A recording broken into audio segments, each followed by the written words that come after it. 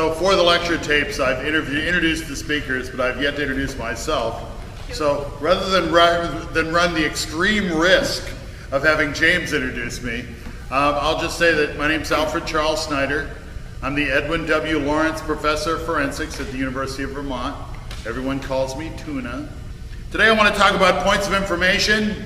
I have a little different take on points of information, so I empower James to give a rebuttal and in conclusion if that's necessary, especially for world school style. I think points of information are very exciting and dynamic. I grew up debating in the cross-examination system, where you ask a series of questions over a few minutes to the opposing speaker. And when I was in college, I debated so long ago we didn't even have cross-examination in debate in college, but we did have it in high school. And then of course, it was adopted in college debate in America, and so very familiar with cross-examination. Then, when I first started being involved in parliamentary debate and world schools debate, I learned about points of information. Now, I'm sold. I think points of information are dynamic, exciting. I think they provide a period of contrast between the speakers. I really like them. But you have to do them willfully, with a plan, strategically. You have to have technique. It's not just something you also do in the debate. You have to realize that it's an important part of the debate. If you speak and then don't speak again, you're out of the debate unless you're involved with points of information. So, what are we trying to accomplish with points of information? First, we're trying to develop and advance arguments. It's always about arguments at the root. So you're not just trying to embarrass them or make them look bad, you're also trying to advance your argument. But secondly, you're also trying to establish that you are the best debater. That you are the best debater. This is a time when the adjudicator sees you standing and them standing, and you address each other, and there's an interchange. This is a crucial psychological moment of comparison. And you want to make the most of that to indicate to the judge that you are the best debater. Finally, you need to stay active in the debate. You need to stay active. You can't just, speak and then sit down. No one's going to reward you for that. You need to keep pursuing your team's goal and your goal of being an excellent debater by being involved in points of information. I would like to talk about making points. Making points. And I have a number of specific guidelines for how to make points. Then I'm going to talk about types of points you can make. Making points, general guidelines, I have 13 of them. Number one, you need to stay active. You need to stay active. You should try in different forms of debate, different levels of activity are appropriate. My impression of world schools is that you won't be hounded if you stand up once or twice for every speaker of the opposition. Not the reply speaker, obviously, but that you need to be active, okay? Number two, you need to keep on rising even if they won't recognize you. You don't want to harass them by continuing to rise when they won't recognize you, but you want it to be clear to the judge that you have a point to make and that they are afraid to take your point. Third, here's the trick. Rise together. Rise together. Someone's speaking. All of a sudden, 3 members of the opposing team stand together. The judge asks themselves, wow, the speaker must have said something really stupid because they are rising together. And the judge will go, I wonder what that stupid thing was. How could I have missed it? And generally, when you get a judge looking for something, they find what they're looking for. You know what I mean? And so, if you rise together, it doesn't mean you do it all the time. You might do it once during a whole debate. But it's a little psychological moment. Now, you don't know which one's going to be called, so you better all have something to say. And you need to do it in cooperation, right? If you see someone on your team rise at a crucial point in the debate, don't be afraid to stand at the same time, okay? And that gives the message that something bad has happened. 4, language to use on rising. Language to use on rising. Now, university debaters will give you a lot of bad examples because they say, point of reality, earth the speaker, on the distortion of history, right? things like that. You should not. You should not do that. In the world school setting, you should not. Unless you know the judge very well, the judge likes that, it's appropriate, right? Usually you don't get in trouble for being more formal. So you rise and you might say, on that point. Very simple, very short, not too loud, right? We had a debater a couple of years ago who would go, on that point, Mr. Speaker! Right? And after she does this 3 times during every speech, you're a little tired of that. So you don't want to be intrusive, but you want to be direct. I don't even think you need to say on that point. I think you can just rise respectfully. Rise respectfully, you're there. Now, it's okay for me, I'm a big guy, I cast a shadow. Right? And so people notice when I'm standing up. And if you're worried that they're not noticing you, then you can say on that point. Then there's always the, right, this kind of thing, which I think is a lot better than this kind of thing. Right? You know what they're doing? Holding a wig. They're holding their wig on, yes, for the debate. But since you don't need a wig, and I have decided not to have one, we don't really need to do that. So this would be fine, or just standing would be fine. But of course, it's very important in the language and the posture that you use that you are always not harassing the speaker. You're respectful. Now the way it works is the speaker controls the floor. You have no right to do anything until recognized by the speaker. Okay, they control the floor, not you. 4, I'm sorry, that was 4, language on rising. 5, planning for your points. You have preparation time, you use it. Think about points you want to make. Think about arguments that you expect them to make. Think about clever points that you can make about these arguments. Right? If you think they're going to use the example, well, in the Netherlands it worked. Everything seems to work in the Netherlands. I'm not sure why. But, you know, then you could say, and you think they're going to say that, you're in a debate about legalizing prostitution or euthanasia or something, you might rise and say, and then have a point that you planned for. Yes, but it's failed in country X and country Y. Right? Or, you know, you think the Netherlands is one size fits all for the global community? Right? You can think about these things to say in advance. You plan for points instead of, oh, I got something to say. I'm going to stand up. Right? You need to plan for them. 6, short and sweet. Short and sweet. You don't want to make a speech. You want to ask a quick point of information. You want to make a quick point of information. You don't want to give a speech. Now, if you think about how to word it after you stand up, you get this, well, might it also be true in some situations that blah, blah, blah. And the judge is like, come on, make your point.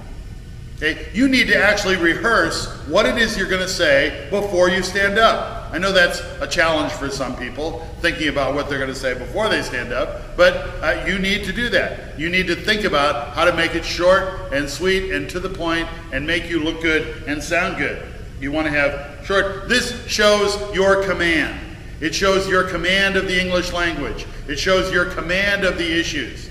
And this is one of the things psychologically that I think is very important in the debate. In all that you do, you need to show that you have command. The information, the ideas, the setting of the debate, you're not frightened by the debate, you are excited to be there, the competition is exhilarating to you because you're confident that you're going to do well, and so you're able to short, sweet, bang, bang, bang, bang, that's it. Right? Because if you deliver a long point of information, you're likely to just be dismissed by the speaker, and you know they don't want to really answer it, they don't really answer it, they slough it off, and the judge is, great, that's over.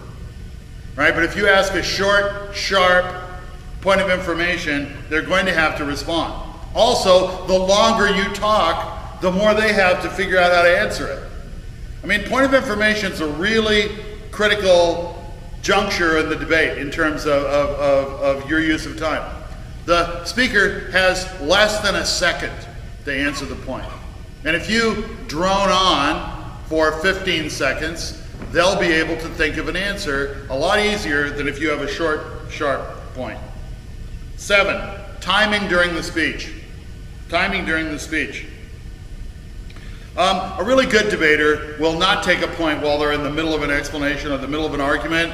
They will take a point in transition between arguments. So you need to look for opportunities as to when your point will actually be taken.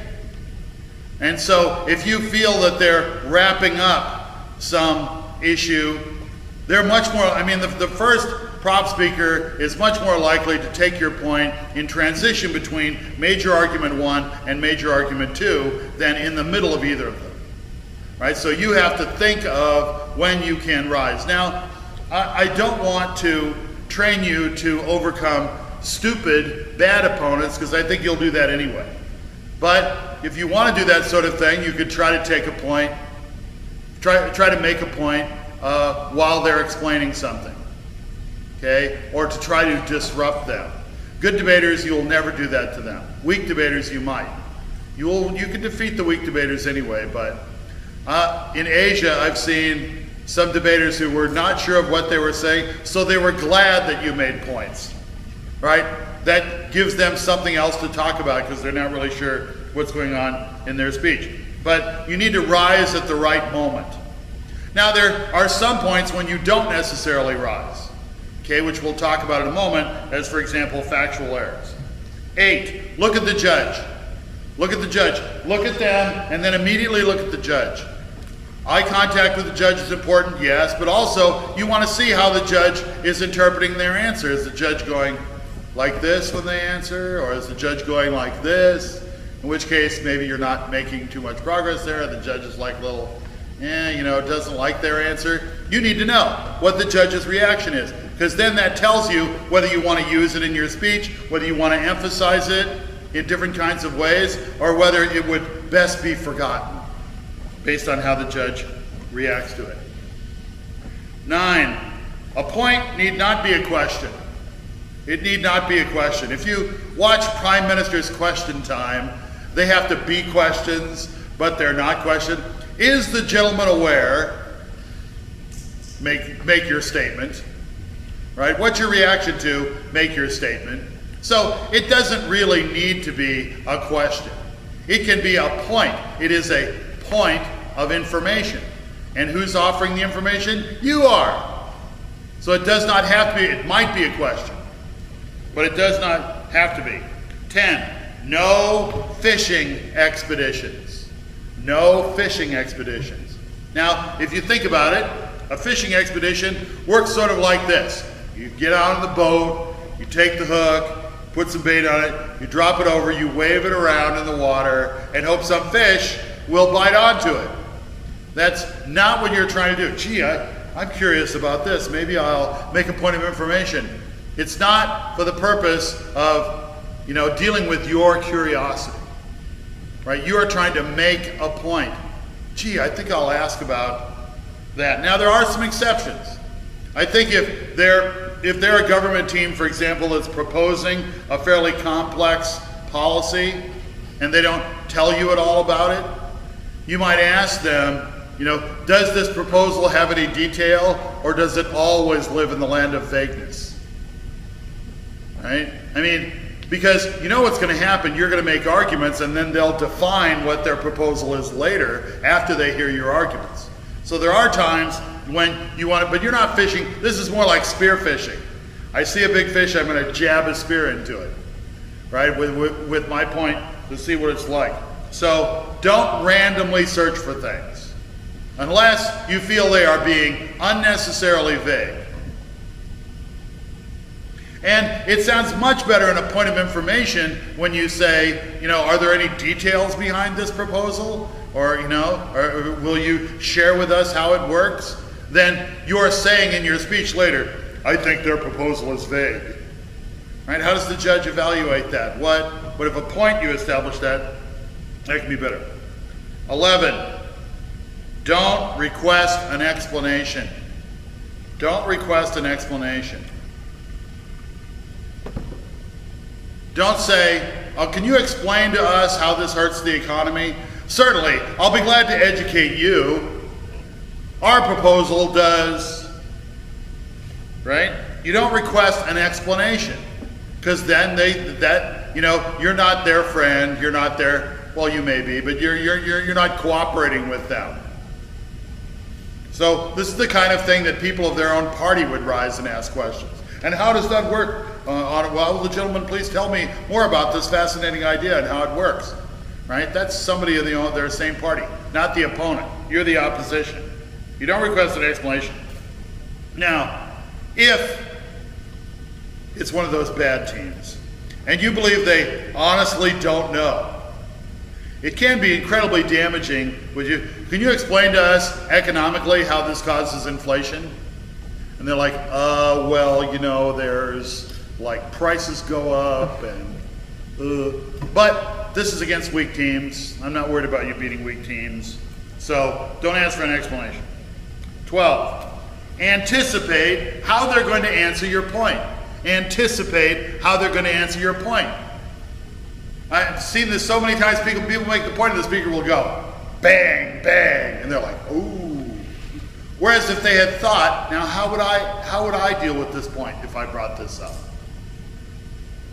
If you anticipate what then you go, oh yeah, they're gonna zap me on that. Maybe this is not a good point to make. Right? Don't just imagine the point, imagine what their answer will be, and then that will tell you whether you want to make that point. Think about it before you say it and what they're going to say. 13, follow up on your points of information during your speeches. Don't just forget them, use them. They become powerful elements of evidence. As the second speaker said in response to my point of information, blah, blah, blah, blah, this completely proves our argument. Right? Their logic is our logic. Right? And what are they going to do? Then change their story? To the extent that you use their answers to points against them, you could not have better evidence. You could not have better evidence. Because the other team can't disagree. They already said it. Oh, what I said was wrong. Don't believe me. Right? They're in trouble. Types of points to make. Types of points to make. Numero uno. By the way, you look at these opportunities. It's not a comprehensive list. There are many other ideas you can use besides this. Maybe you want to use them, maybe you don't. Debaters have this terrible idea that there is one right way to do debate. If that was true, then I could be the debate coach for the entire world. But that's why we have 3 people in this program to teach you, because there are different ways, different approaches, different strategies. And ultimately, you have to make the decision. But James said, right, and James is right for James, and Boyan is saying something different. You need to realize that. Types of points to make. Numero uno, argument preview. Argument preview. You're going to be making a very important argument coming up, and you want to make a point about it so that the judge starts thinking about it before you actually deliver it. Right? And it would be nice if you would make such a point at a point where it was relevant in the debate to the arguments that the speaker was using at that point. Argument preview. Second, argument advance. Argument advance.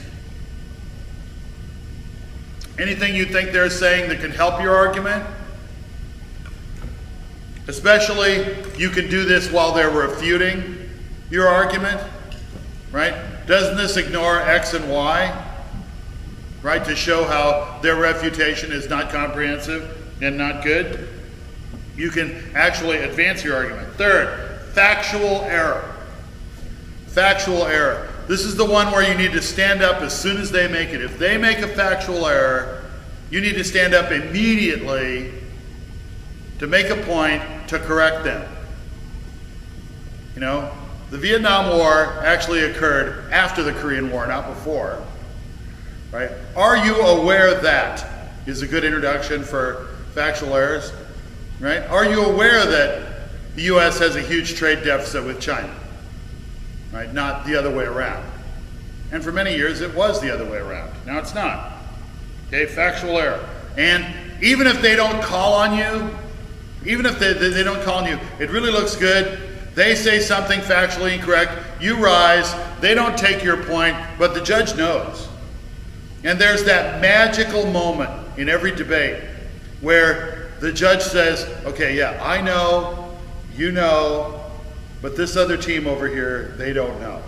This is a crucial point in the debate. And in many ways, while you're speaking, you're trying to do exactly the same thing. Well, you know, we're on the same wavelength about this issue, and they're kind of out of it, you know, they're nuts, but we understand, we reach, or as Spock would say on Star Trek, we meet, right, on this, okay? So factually, even if they don't call on you, it looks good. The judge will go, yep, okay, that team knows what's happened, knows history, this team doesn't. 4, contradiction. Contradiction. If they've contradicted their partner, you want to point it out. You might say, the first speaker said X. Now you're saying not X. Can you explain that to us? Now I said don't ask for explanations, but in contradictions you want to. Now here's why. They're not contradicting themselves on purpose. They're not aware that they're contradicting themselves.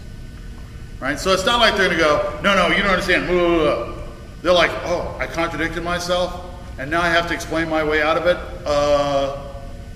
Right? They have less than a second to figure out what's wrong with that, why that is not a contradiction, or why that's appropriate.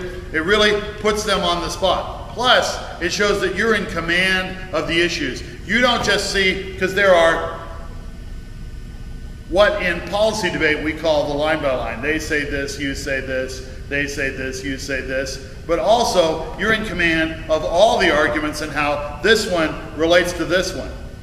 Right? You see that there's conceptual tension here, and you point that out. That shows your command of the arguments. 5, exposing a bad assumption.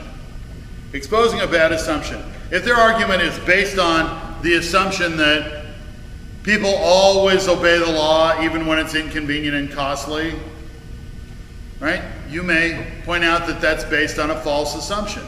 Right, that people will get away with what they think they can.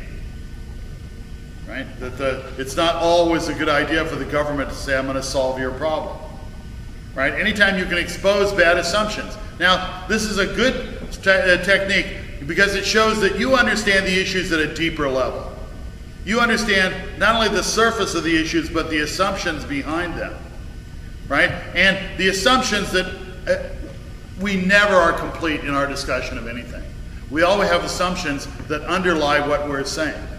And when you demonstrate that the assumptions that they're making about these things are not true, that damages what they've built on top of it, and it shows that you are much more in touch with the issues and how important they are. 6, revealing flaws in evidence or examples. Revealing flaws in evidence or examples. I don't know if you're aware of this, but most laws or regulations or whatever, when they're first adopted, work pretty well, and then they kind of don't work very well after that. And also, some examples just are weak. You know, well, during the Roman Empire, they had problems of, right? It'll just be a new Cold War because, no, wait a minute, the Cold War was very, very different. Right? You're not in touch with that. And so, also, when you rise, even if you don't get called on, the judge gets the impression that there's something about this example. Right? And then if they know what's wrong with that example, you have that magic moment again. Oh yeah, okay, we're communicating and they're kind of out of it, which is very important to have. 7, set something up for a future argument. Set something up for a future argument. When I'm debating, I am shameless in this regard, shameless.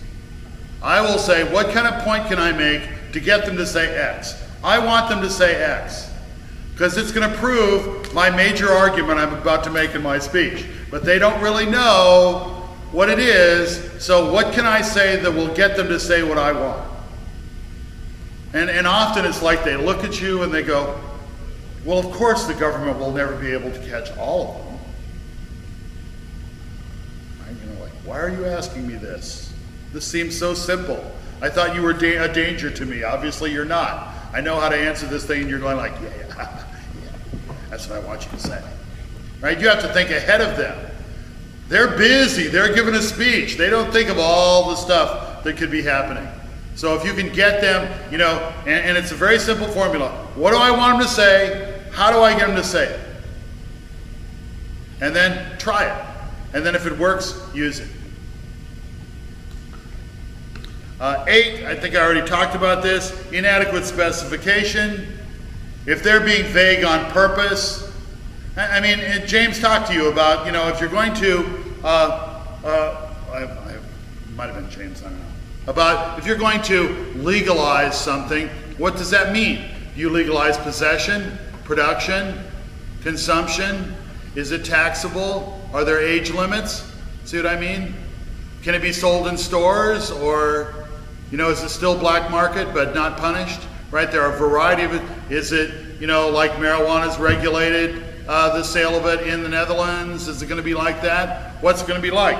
And if they're not telling you, okay, we're going to legalize X, right? What does that mean? That doesn't really mean anything. And often it's hard for you to design your opposition arguments if you don't know the way they're regulating, the way they're legalizing it. So sometimes you have to ask for that. 9. Oh, this is nasty. You probably shouldn't do this. If you think their time allocation is bad, get them to take a point that requires a long answer. Then bad time allocation becomes a disastrous time allocation. See what I mean? You know, I generally don't think open-ended questions are good. But if their time allocation is bad and they've only taken 1 point and they feel like they need to take 2 and they're 2/3 of the way through the speech, then ask them a long one. And then they probably won't do all the things they need to do. But then that's a little sleazy. Okay, general guidelines for making points and then types of points you can make. Let's go on now to responding to a point. Here are some general guidelines. I only have 11 of these. First, how to dismiss points.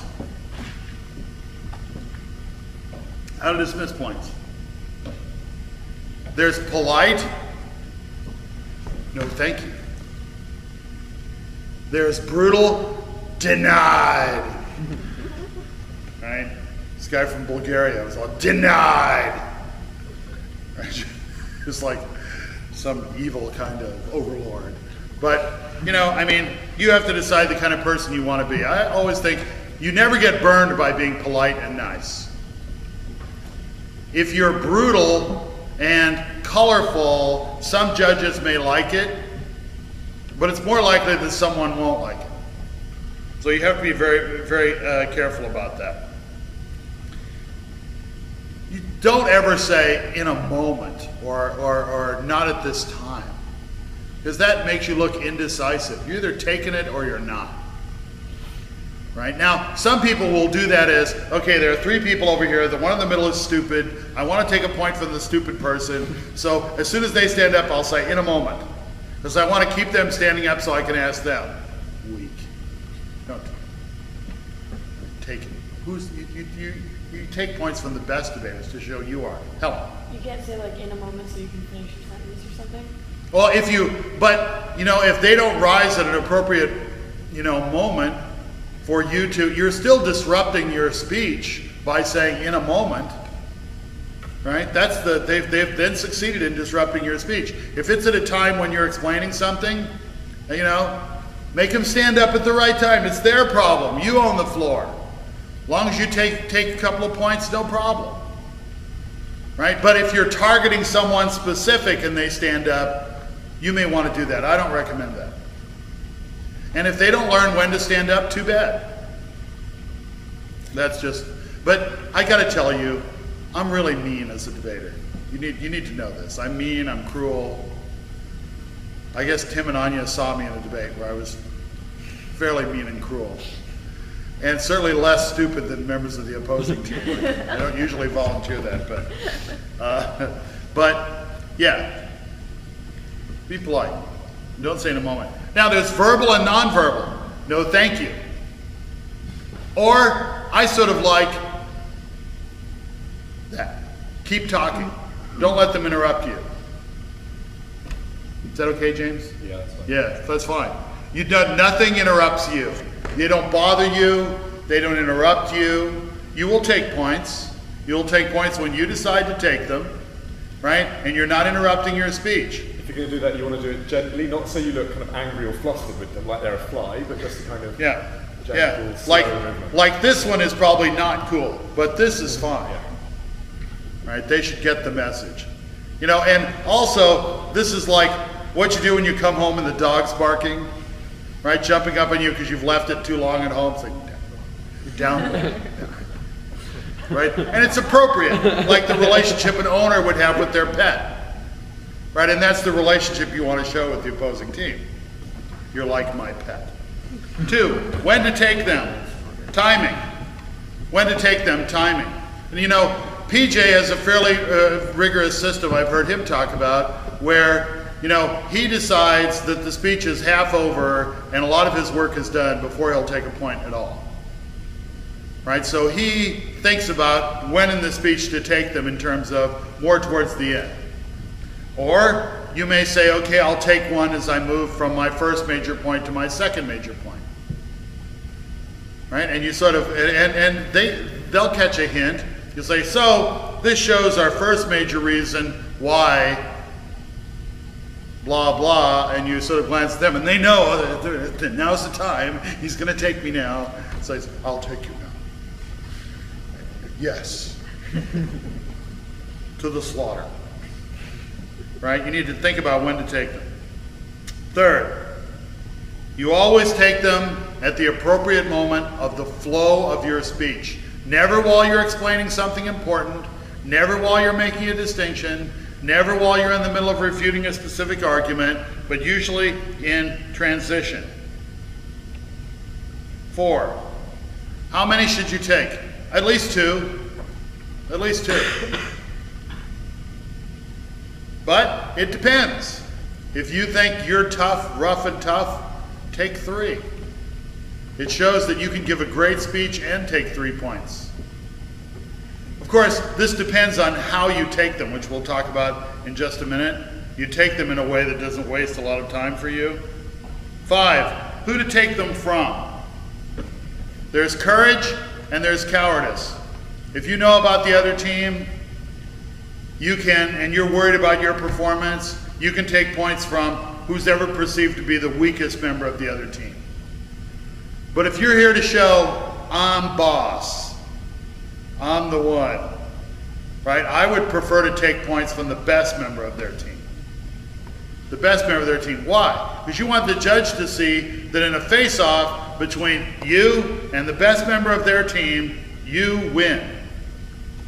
Now, that might not always happen. They might kick your behind, right? But, you know, nothing ventured, nothing gained. If you, my advisor in my PhD studies, Kim Giffen, who's a great interpersonal and small group scholar, said, if you aim at nothing, you will surely hit it. Right? You have to aim at something. You have to have a task. You have to have a goal. And then you try to achieve that goal.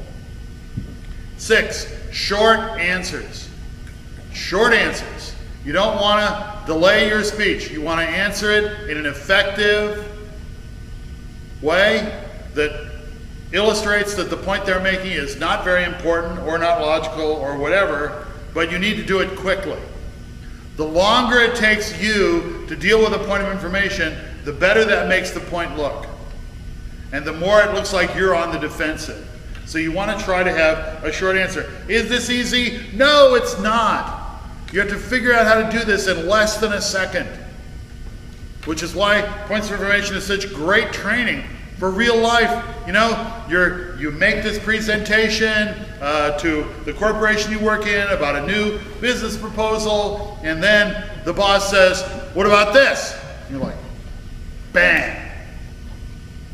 Now, of course, you might be a little more cooperative when you're, but it teaches you how to answer things quickly and explain things. Here's what often happens when you have a long answer. Say, well, that is an issue, but to us it seems that, now, what were you doing during your time thinking of what to say? Thinking of what to say. And experienced judges know that.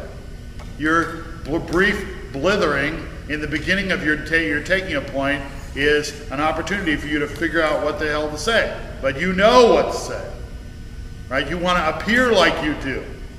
I think better than having this is to, I think you can have a very brief pause, but then it doesn't matter because, right, not, well, that could be true, but it might also be true that, now I've thought of an answer and here it is. Right? You want to try to get with it right away. Not always easy, but nobody said debate would be easy.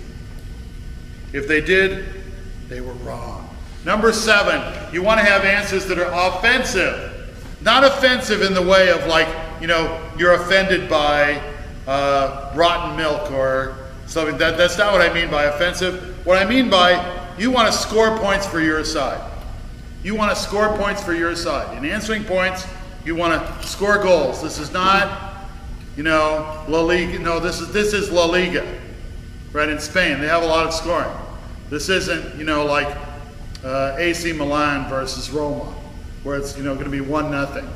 You want to score some points whenever possible. So, for example, if they say it's going to cost a lot of money, your answer needs to be why it's going to save money. If their argument is that China will be angry at this, you need to explain why China will love it. See what I mean? Don't just say, oh, they won't really mind. They'll get over it in time. Or, oh, we have lots of money. It's okay. Financing's not a problem. Don't worry your little head over that. No, we're going to save money. Ultimately, we'll save money. Right? Ultimately, we'll be more popular. Right? Think of ways to answer the question that makes you look good. Not only are they wrong, that it's not going to cost a lot of money, but they are so wrong, they don't even recognize that you're going to save money. Right? That's how wrong they are. So you want to try to be offensive. 8, no follow-up. No follow-up. This is especially a bad thing you should not do. I said that because the last debate I was in, I did it. I was so shocked by the ridiculousness of the answer that, are you really saying this? And I actually followed up, so at which point I was reminded that I was out of order. So, you know, sometimes you get a little too excited. But yeah, if you take a point and I answer it and then the person says, yeah, but, right, no, excuse me, you're out of order. I'm sorry, perhaps you don't know the rules. Perhaps you're new at this. See how mean I am? You know, you would never say these things. 9, never ask for a repeat. Never ask for a repeat. If you don't understand their point, whose fault is it? Yours or theirs? Theirs. Theirs. Trust yourself. If it doesn't make any sense, it probably doesn't make any sense. Does the judge want you to respond to a point that doesn't make any sense? No. Of course, if I dismiss someone and says, I'm sorry, you know, your point makes no sense to me whatsoever, then I might recognize them again to give them another chance. Right? But if it doesn't, you never ask for a repeat. You know, I'm sorry, try complete sentences next time. Right? New to English, are you? Now I say that because it is a problem that some debaters do that, because they're trying to be too nice. You want to be polite in the debate, that doesn't mean you want to be nice. Right? You don't, you know, it's like, oh, I'll be kind to you. I'm polite to you, but I'm not kind to you. 10, look at the judge. Look at the judge when you're dealing with the point. You want to get their nonverbals. That's important. Absolutely important. That tells you what to do with the issue. Some judges have that great poker face, and others are very much involved in the debate, responding, going yes, going right. You know, and that tells you what to do with the argument. If they really like your answer, then maybe you should try to use that in a different speech. Also, even if you're sitting on the sideline, on the bench, right, and your partner is speaking, you should look at the judge when they answer a point. And if you can detect, oh yeah, they're really with us on that. They're not going to buy this argument of the opposition, and then you can use that. You know that you can use that later in your speech to reinforce something because you know the judge likes it. Or if the judge doesn't like it, you don't say, now let me make this argument you really hate over again in some detail. Right? You want to be able to avoid that sort of thing. 11, follow up on points during a speech. Follow up on points during a speech, especially if your answer to a point was offensive. Right? Well, as their point of information illustrated, China will like the proposal more than the present system. Right? Or as so politely pointed out by the opposition, we will actually save money. Right? So don't be afraid to follow up on points where you think it's good. Types of responses. Types of responses. And I have 9. 1, short answers. Have a short answer. Come on. You know, if it's susceptible to a yes or no answer, try that. In a word, no. Right? If they ask, will Baluchistan rebel? Well, I mean, you could say, no, they'll actually be happier than they are now. Offensive. Or you could say, no. I mean, that's as short as it gets. If you think there's valid argumentative ground there, then maybe you want to also include an argument, but whenever possible, try to have a short answer. Second, point out that it's irrelevant. Point out that it's irrelevant.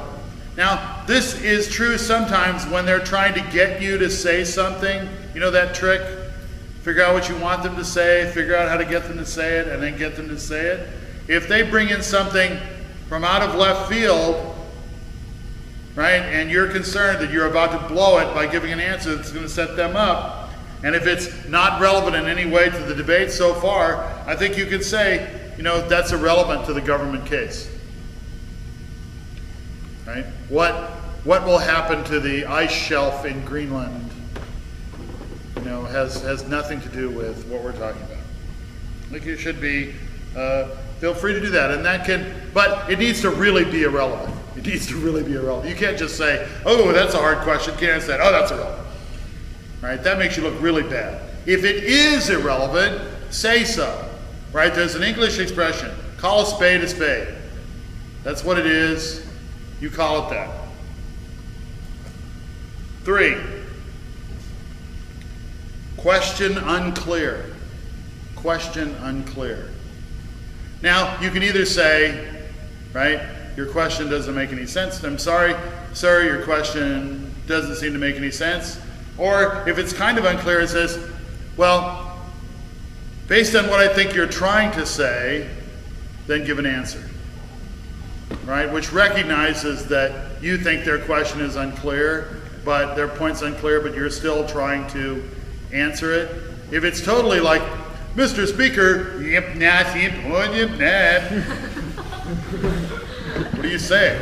Right, I don't know. Your question's totally unclear. But if it's like, yip, yeah, cost money, yip, yip, yip, you're bad. Well, what I think you're trying to say is that it's cost money. No, let me assure you, it will save money because. Right?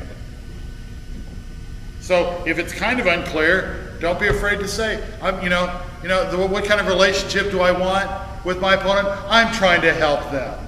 I'm trying to educate them. This is the show I'm putting on, right? Not really, I'm trying to show my dominance and smack them down. But let me help you. I'll try to answer your incredibly unclear question. Now, you wouldn't say it like that. Remember, this is to illustrate techniques. I'm not giving you scripts, because I don't want you to be bad. 4, I've already answered that. I've already answered that, and say where. I don't use that, perhaps you weren't listening. I hate that. That's really rude. Now, I will use that in a world's format debate or in a public debate, but not in a world schools debate. Say, I've already answered that in the examples we gave of our first major argument. Right? Don't just say, I've already answered that. Say where. Say where. And the judge will say, yeah, it's right there in my notes. Okay, cool. They're right. 5, common knowledge. Common knowledge. If they ask something that's fairly obvious, then I think you can, this is more of my mean trick, so watch out. Well, let me inform you. Answer. Right? And then if you probably not, let me educate you. Perhaps you're data deficient. Right? I see, we're mainstreaming in debate as well. Okay then. These are all obnoxious things you can say, but you probably shouldn't. Common knowledge. Let me inform you. The Soviet Union doesn't exist anymore. 6. This is one I find for me, when I'm debating, it's a good way out. You attack the assumption behind the point they're making. It is a pretty good point. And I'll just give you an example. In a debate on whether artifacts should be returned to their place of origin, all the Elgin marbles that were taken from the Parthenon and, lots of stuff that was taken from Egypt and the museums of Europe are crammed full of things taken from ancient civilizations, that they should be returned. And if someone makes a point and says, can you assure us that the museums in these countries will be able to adequately protect and display these artifacts? No, I can't, right? Oh, Ethiopia, oh, they have wonderful museums. It's great. They'll be able to take good care of them. I can't answer that way, and I can't go, no, right, they're going to rot, You're right, we give them back, it'll be. You can't do that. Instead, you attack the assumption behind it, right?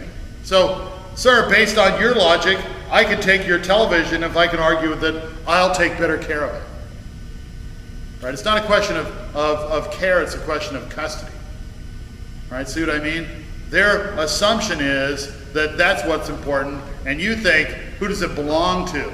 The ownership is important. Who should it rightfully belong to? Not necessarily the care. So sometimes, if you can't answer a point, you can attack the assumption that it's based on. And that's easier than you might think. Because there are assumptions that the prop has and the op has. Right? You have basic assumptions built into your arguments. And when you're aware of those, you can use that to diffuse some of their arguments that you don't have good, straight-up answers for. 9. Oh no. I'm looking at the long list. 7. The next page. 7. Easy to answer. Easy to answer. And this is just a way of answering all points. You should never seem afraid of a point they've made. Right? When they get about 4 or 5 seconds into it, you can start to smile. Right? Like, oh yeah, I got this one. Right?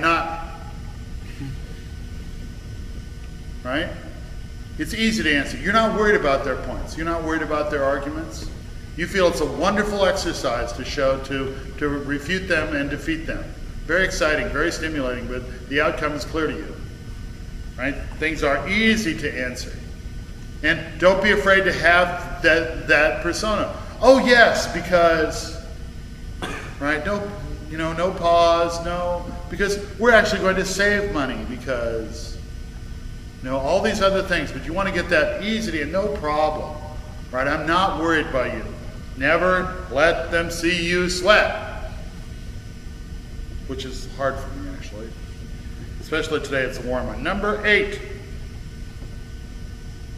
I'm coming to that. I'll be answering that point in just a moment.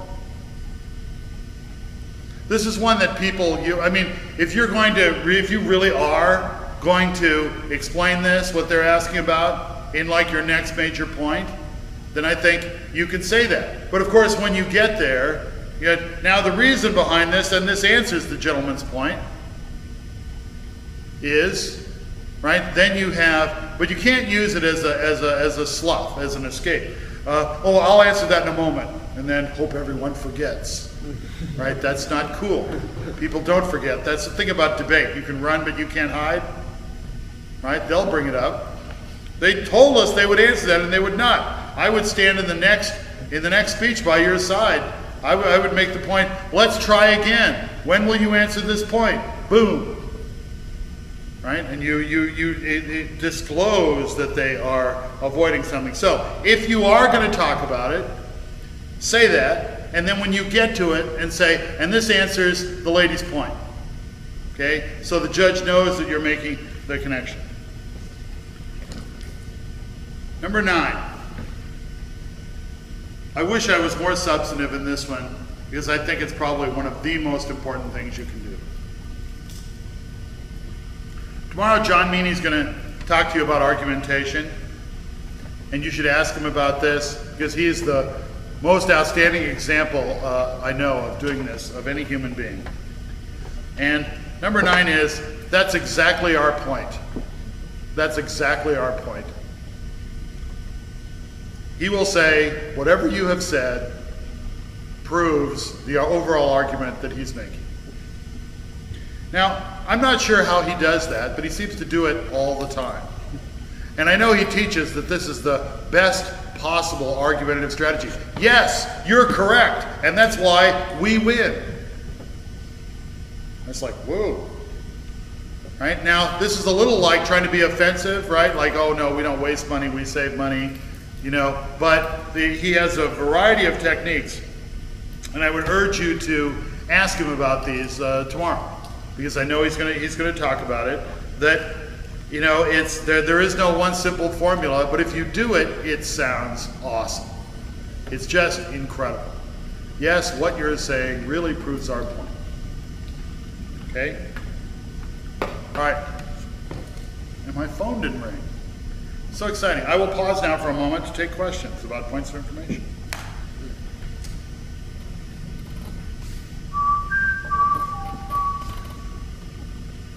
Yes?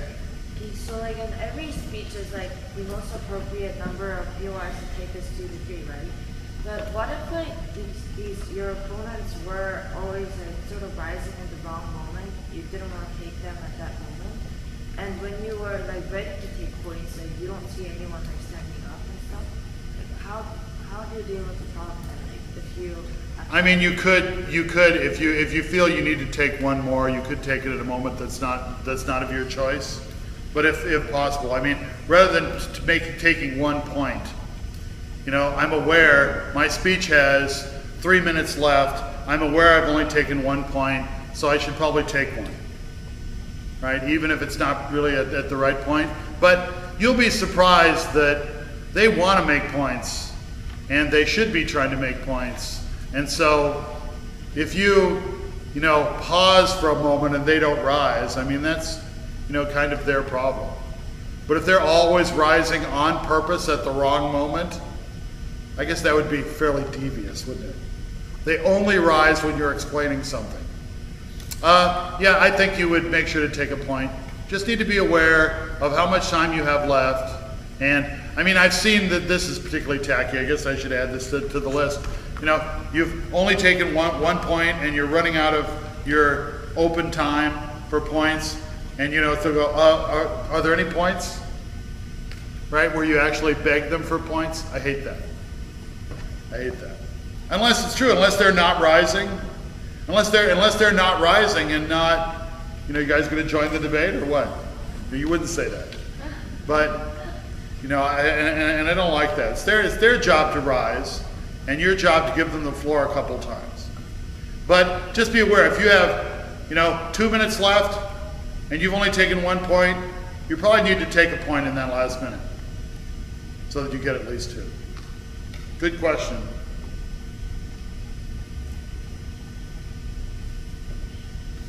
Other issues? Yes, think about the ideas and the techniques that I talked about, not about the way I personally would do it, okay? Because I have not been in a world schools debate. Well, I have been, but not as a high school student. So, you know, I sometimes can be a bit mean. I would urge you, on the other hand, to develop your own persona. And I think a lot of your persona is developed through your point of information, where the judge gets an idea of what kind of person you are, how you deal with tough situations, and you want to develop that persona to be a good one. James.